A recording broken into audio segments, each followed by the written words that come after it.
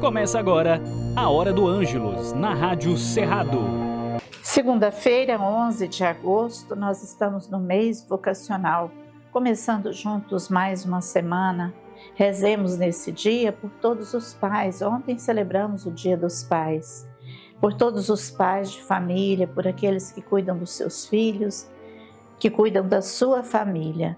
Dá-lhes sabedoria, paz, proteção, que Nossa Senhora interceda sempre por esses pais de família, pelas pessoas doentes também, por aqueles que pedem as nossas orações e pelas intenções que nós trazemos em nosso coração. Logo depois da Hora do Ângelus, nós faremos juntos a reflexão da Palavra de Deus. O anjo do Senhor anunciou a Maria, e ela concebeu do Espírito Santo. Ave Maria, cheia de graça, o Senhor é convosco. Bendita sois vós entre as mulheres, e bendito é o fruto do vosso ventre, Jesus. Santa Maria, Mãe de Deus, rogai por nós, pecadores, agora e na hora da nossa morte. Amém. Eis aqui a serva do Senhor. Faça-se em mim segundo a vossa palavra. Ave Maria, cheia de graça, o Senhor é convosco. Bendita sois vós entre as mulheres, e bendito é o fruto do vosso ventre, Jesus. Santa Maria, Mãe de Deus, rogai por nós, pecadores, agora e na hora da nossa morte. Amém. E o Verbo se fez carne e habitou entre nós. Ave Maria, cheia de graça, o Senhor é convosco. Bendita sois vós entre as mulheres, e bendito é o fruto do vosso ventre, Jesus. Santa Maria, Mãe de Deus, rogai por nós, pecadores, agora e na hora da nossa morte. Amém. Rogai por nós, Santa Mãe de Deus, para que sejamos dignos das promessas de Cristo. Amém. Oremos.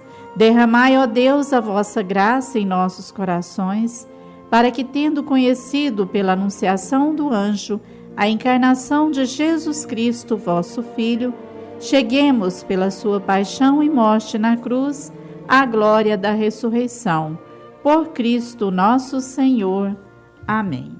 Nesta segunda-feira, dia em que a Igreja dedica à memória de Santa Clara de Assis, o Evangelho é de Mateus, capítulo 17, versículos de 22 ao 27. Estando eles juntos na Galiléia, Jesus lhes disse: O Filho do Homem está para ser entregue às mãos dos homens. Eles o matarão, mas ao terceiro dia ressuscitará. Então os discípulos ficaram profundamente entristecidos. Quando eles chegaram a Cafarnaum, os cobradores de impostos do templo procuraram Pedro e lhe perguntaram: Vosso mestre não vai pagar a moeda do imposto? Ele respondeu: Sim. No entanto, quando ele entrou em casa, Jesus se antecipou, dizendo: Que achas, Simão? De quem recebem os reis da terra taxa ou imposto? Dos filhos ou dos outros? Como ele respondesse, dos outros, Jesus concluiu: Logo, os filhos são isentos. Entretanto, para não os chocar, vai ao mar, atira o anzol e apanha o primeiro peixe que morder a isca. Abrindo-lhe a boca, encontrarás uma moeda com duplo valor. Pega, entrega-lhes por mim e por ti. Palavra da salvação. Glória a vós, Senhor.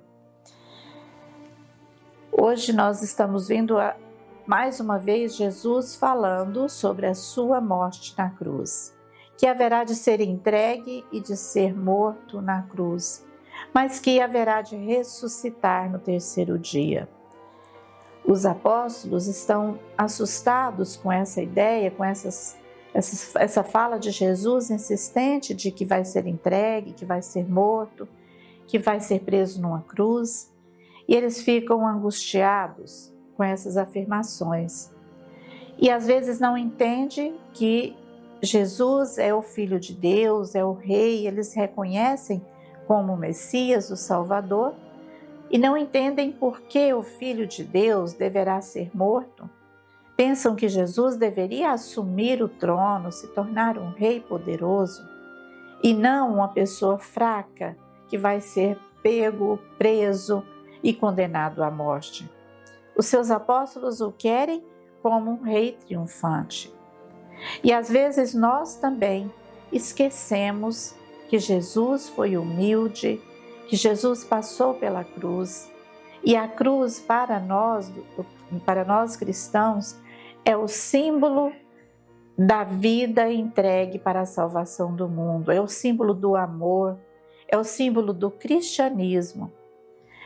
É claro que nós sabemos que Jesus ressuscitou, que está vivo, que está presente entre nós através das pessoas, na natureza, nesse mundo que nós temos por aí, nas coisas belas, na justiça que é realizada, na caridade. Em tudo isso, Jesus está presente, Ele vive. Mas Ele passou pela cruz, Ele morreu, Ele foi crucificado. E nós devemos entender que a cruz é um modelo que nós entendemos de Jesus como aquele que se doou, que se entregou pelos nossos pecados. Ele não rejeitou a sua cruz, ele carregou a sua cruz e foi preso nessa cruz e morto. Mas teve a grande recompensa do Pai de ressuscitar, de ter a sua vida renovada, ressurgida e está vivo entre nós. A nossa alegria é a ressurreição, mas a nossa consciência de cristãos é que a cruz existe. Seja para Jesus que doa a sua vida, seja para cada um de nós cristãos no dia a dia das nossas vidas. Que também haveremos de passar por momentos de cruz, mas haveremos também de ressuscitar. E Jesus fala isso aos seus apóstolos, e também Jesus, nessa mesma leitura de hoje, fala da questão de não escandalizar, não colocar em xeque, à prova, questões mínimas que podem atrapalhar a sua caminhada. Aquele povo em Cafarnaum, os doutores da lei, os mestres, observavam tudo que Jesus fazia e questionam se ele não paga imposto ao templo, o imposto que era cobrado por todas as pessoas que entram na cidade, pessoas estrangeiras que vêm de outros lugares, deveriam devolver, pagar a sua... Era lei daquela cidade, daquele tempo, os estrangeiros pagarem imposto. E Jesus, e aquelas pessoas observam que Jesus não pagou esse imposto, não viram Jesus pagando. E comentam com Pedro, questionam: o seu mestre não paga imposto ao templo?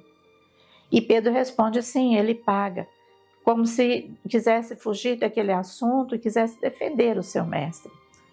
Quando chega perto de Jesus, em outra casa, Jesus sabe do que está passando no coração de Pedro e adianta. E pergunta a Pedro: os reis, os grandes líderes não cobram impostos do seu povo, dos seus filhos ou dos estrangeiros? E Pedro diz que é dos estrangeiros. E Jesus então vai, pesca um peixe, tira uma moeda de dentro desse peixe e paga o imposto por mim e por você. Jesus sabia que ele não era nenhum estrangeiro, ele é o Filho de Deus, ele era o Filho de Deus, Criador de todas as coisas, e ele não deveria pagar imposto nessa cidade. Mas Jesus não quer escandalizar, ou seja, Jesus não quer ser motivo de crítica, de contradição ali, de tropeço para aquelas pessoas, de escândalo. Por isso ele cumpre a lei daquele local, pagando esse imposto, para não desviar a sua missão. A sua missão é entrar em Jerusalém, cumprir a missão que Deus destinou para ele, de ser morto, de ressuscitar.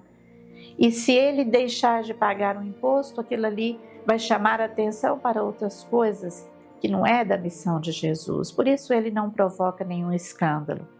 Ele paga esse imposto para não chamar a atenção, para não ser motivo de crítica, de contradição entre aquele povo. E Jesus obedece essa lei, pagando o imposto. Jesus sabe que vai ser morto, que vai ser preso, mas sabe também que ele é o Filho de Deus. que deve cumprir uma missão muito maior do que ficar negando o imposto, uma taxa dentro de uma cidade. Jesus está ali por um motivo muito maior, pela salvação de todos. Por isso, em nossa vida, nós também devemos nos preocupar e não ser motivo de escândalo, de desvio da fé das pessoas, fazer ações contrárias àquilo que nós seguimos, à nossa comunidade, à nossa igreja, à nossa fé, e dar motivo para que as pessoas abandonem a fé ou desviem do seu caminho.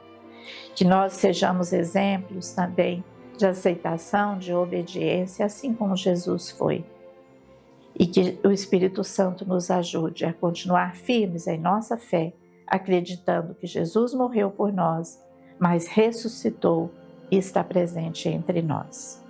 Tenhamos uma abençoada semana. Que Deus nos proteja durante essa semana que começa. Ó Deus, Pai e Mãe da família humana, guarde e faça prosperar o lar de todos nós. Amém. Ó Senhor Jesus, que viveu na família de Nazaré, faça dos nossos lares um lugar de aconchego e de muita alegria. Amém. Ó Espírito Santo, que ilumina e unifica, transforme nossas igrejas em casas de família, abertas, acolhedoras e serviçais. Amém. Que a bênção de Deus Amor, Pai, Filho e Espírito Santo, derrame-se sobre todos nós e permaneça para sempre. Amém.